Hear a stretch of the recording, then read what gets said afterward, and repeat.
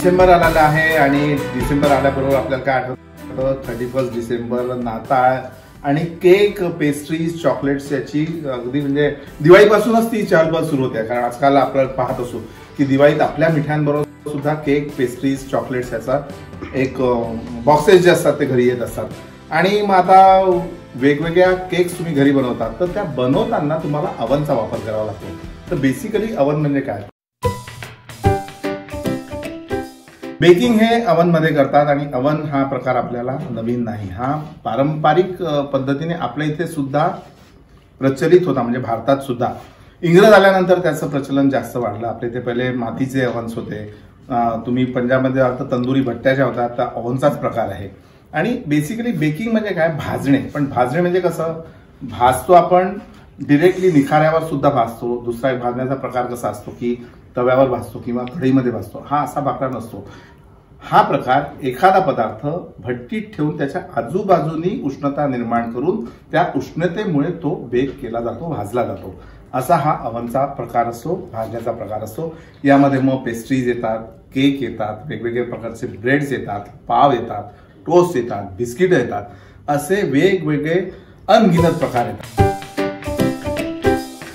आता ओव्हन कुठला घ्यावा हा असा एक नेहमी प्रश्न असतो. आता बाजारात जे ओव्हन्स उपलब्ध आहेत, तर एक मिडल रेंज आहे, एक एकदम हाय रेंज आहे आणि एक अगदी कमी असलेली. पण माझं असं म्हणणं आहे की चांगल्या स्टँडर्ड कंपनीचा तुम्ही ओव्हन घ्या. विशिष्ट एका कंपनीचं नाव घेणार नाही, कारण काय, बऱ्याच कंपन्या आहेत बाजारात आणि काही लोक तर ओव्हनशी म्हणजे रिलेटेड असतील आधीपासून, तर त्यांना माहिती आहे की कुठली कंपनी चांगली आहे. घेताना फक्त अजून एक हा साधा तुमच्याकडे आता जो आहे OTG आहे, म्हणजे ओव्हन, टोस्टर आणि ग्रिलर असे तिन्ही काम याच्यामध्ये होतात. त्याला OTG म्हणतात. एक ओव्हन असा येतो की तो थोडा त्याच्यामध्ये मायक्रोवेव्ह ओव्हनचंही काम करतात, OTGचंही काम करतात. आणि नंतर स्काय इज द लिमिट. त्याच्यात वेगवेगळे प्रकार निघाले की तुमच्या किचनमध्ये जर जागा नसेल तर तो ओव्हनचं युनिट असतं वर आणि बटन दाबलं की फक्त एक प्लेट खाली येते, त्याच्यामध्ये तुम्ही सगळं लावायचं, बटन दाबलं की ती प्लेट वर जाते आणि ओव्हन सुरू होतं. असे सुद्धा ओव्हन बाजारात आहे. पण एवढ्या त्या ओव्हनमध्ये जायची आपल्याला गरज नाही. आपण साध्या ओव्हनमध्ये आपले पदार्थ करू.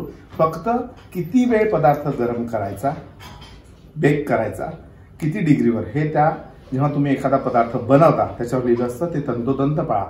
कित्येक वेळा ओव्हन बिघडला असेल, म्हणजे खालची कॉईल सुरू असेल, वरची नसेल, हे सुद्धा तुम्हाला लक्षात घ्यायला पाहिजे. तर ओव्हन तुमचा प्रॉपरली म्हणजे इक्विप्ड असावा, व्यवस्थित असावा. तयार करताना अॅल्युमिनियमची भांडी वापरतात, पण सिरॅमिकची किंवा काचेची जर चांगल्या कंपनीची तुम्ही भांडी घेतली तर ती जास्त उत्तम आहेत. त्याचबरोबर भांड्यांमध्ये अजून एक आजकाल नवीन प्रकार आला आहे, तो सिलिकॉन बेकिंग वेअर्स. म्हणजे सिलिकॉन पासून तयार केलेली अशी भांडी असतात. छोटे कपकेक्स तुम्ही त्याच्यात बनवू शकता आणि ते फोल्डेबल असतात, अगदी स्ट्रेट होतात, लगेच त्याचा आकार पकडतो आणि सोपे असतात वापरायला. त्याचा वापर तुम्ही करू शकता. किंवा बेक पेपर्स पासून तयार केलेले कप्स असतात, त्याच्यामध्ये सुद्धा तुम्ही डिरेक्टली केक बनवू शकता. किंवा आजकाल बोरोसिल नावाची एक कंपनी आहे, त्याचे छान छान काचेची भांडी येतात, ती तुम्ही वापरू शकता. आणि मायक्रोवेव्ह ओव्हनमध्ये जेव्हा तुम्ही भांडी वापरता तर स्टील किंवा चकचकीत जी भांडी असतात त्याचा वापर करू नका, त्यांनी स्पार्किंग होतं. त्याच्यात तुम्ही खरड्याचे बॉक्स जे मायक्रोप्रूफ असतात ते वापरू शकता. त्याच्यानंतर काचेची भांडी वापरू शकता. मग त्याच्यात ते इन्स्ट्रक्शन दिलेले असतात, त्या इन्स्ट्रक्शन जर तुम्ही पाळल्या तर तुम्हाला मायक्रोवेव्ह ओव्हनचा सुद्धा छान अगदी फ्रेंडली पद्धतीने वापरता. आणि अजून एक गोष्ट नेहमी लक्षात ठेवा की किती डिग्री तुम्हाला सांगितलेलं आहे. साधारणपणे 350 डिग्री जर तुम्हाला सांगितलं असेल तर तो ओव्हन प्रीहीट करावा. प्रीहीट म्हणजे तुम्ही जेव्हा पदार्थ त्याच्यात ठेवता तर तेव्हाच ते ऑलरेडी 350 डिग्री तापलेलं असावं.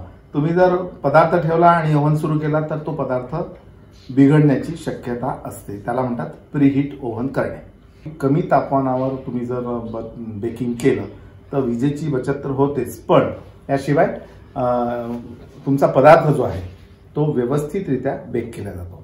एक मी नेहमी पाहिलं की आपल्या ज्या महाराष्ट्रीयन पद्धतीमध्ये एकात एक दोन म्हणजे कुकर लावला असताना वरण भाताच्या कुकरवरती बटाटे ठेवून त्याबरोबर बटाटे सुद्धा होतात, ऊर्जेची बचत होते. तसंच ओव्हनमध्ये सुद्धा तुम्ही करू शकता की केक ठेवल्यानंतर जी जागा उरते त्याच्यामध्ये समजा तुम्हाला ग्रिल आपला ब्रेड ग्रिल करायचा असेल किंवा सँडविचेस ग्रिल करायचे असतील तर ते सुद्धा ठेवून तुम्ही एकात एक 2 असे पदार्थ.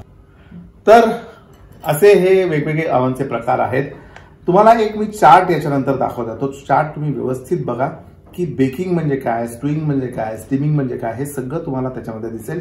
तो चार्ट बघा आणि पाहत राहा मास्टर रेसिपीज. लाईक करा, सबस्क्राईब करा, शेअर करा. आणि खरंच मी तुम्हा सगळ्यांचे मनापासून धन्यवाद देतो की तुम्ही माझ्या रेसिपीज बघता, तुम्हाला आवडतात, तुम्ही फरमाईश करता, मी त्या पूर्ण करण्याचा प्रयत्न करतो. पण हे सगळं करता करता बऱ्याच फरमाईश आल्या की मी इथे जी भांडी वापरतो ती आम्हाला मिळतील का. मग त्याच्या अनुषंगाने आम्ही इथे एक आमचं स्टोअर सुरू केलं की लोकांना ती उपलब्ध व्हावी. कारण कसं असतं की आपल्याकडलं जे चांगलं असतं ते इतरांना द्यावं म्हणजे त्याच्यात वेगळी मजा असते. आणि याच संकल्पनेतून आता आम्ही तुम्हाला व्हर्जिन कोकोनट ऑइल हे सुद्धा देऊ शकतो. त्याचबरोबर आम्ही इथे स्वतः तयार केलेला काळा मसाला तो सुद्धा तुम्हाला उपलब्ध होईल. लवकरच त्याची मी घोषणा करतो आणि कुठे कसा उपलब्ध होईल ते तुम्हाला दिसेल.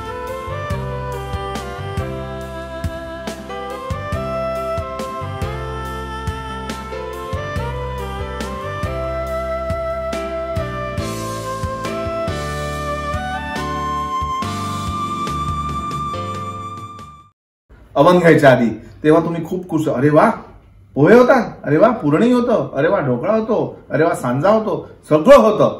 पण करतो कोण हो. त्याच्यासाठी मास्टर रेसिपीज मध्ये मी तुमच्यासाठी उपलब्ध आहे. पण मी तुमच्या इथे येऊन करू शकत नाही, मात्र तुम्हाला थोड्याशा सूचना देऊ शकतो. लाईक करा, सबस्क्राईब करा, शेअर करा मास्टर रेसिपीज.